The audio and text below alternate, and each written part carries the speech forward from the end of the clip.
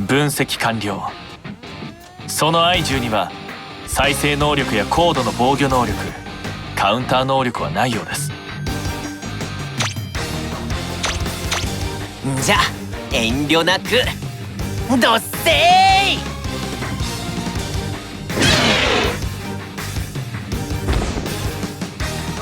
よっしゃ、これにて一件落着。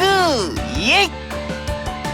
増援もないようですし、変身を解いても良さそうですね。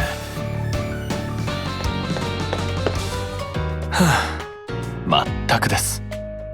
徹夜明けだというのに愛獣と戦闘だなんてついてないですね。そんなことないって。徹夜で残ってたからこそ愛獣をサクッと倒せたんじゃねえ。俺っちたちがいなかったら今頃どうなってたことか想像するだけで。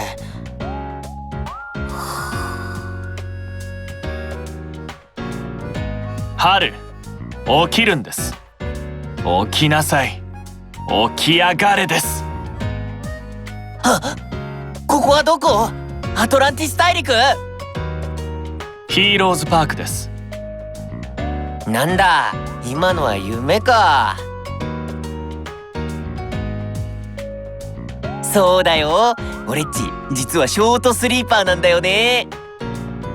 ショートすぎて驚きですが、得意体質羨ましいです。マジで電池切れした時は全然動けなくなるけどね。では羨ましくありません。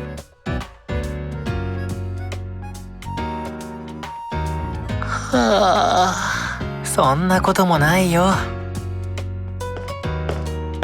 おはよう園長ちゃん。ああ、お昼過ぎてるからおはようじゃないってツッコミはなしね。分かってるから。愛獣に急に襲われて怖かったよね。大丈夫？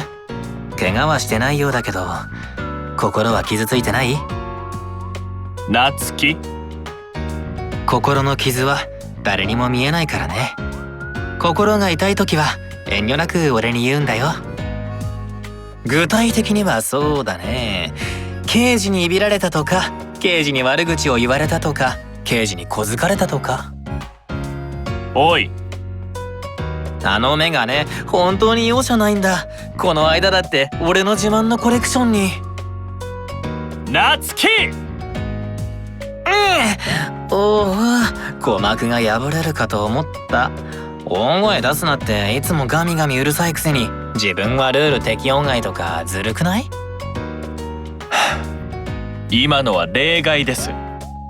こうでもしなければ話をやめないと判断したので、実行したところで口は回ったままのようですけど、園内にいることは分かっていましたが、タイミングよく出てきたということは私たちのことを見ていたんですね。うん、ラボのモニターでね。バッチリ高解像度で。なつき、安心していいよ。知っての通り監視カメラには集音機能がないから、刑事と園長ちゃんがどんな話をしてたかは知らない。心配などしていませんし、どうでもいいです。聞かれたところで恥ずかしくもなんともありません。そう？クールな仮面の下で内心ドキドキしちゃってない？していません。相手はこの遊園地の園長、つまり上司です。もっとも実力と実績で判断するならば上司とは到底言えませんが。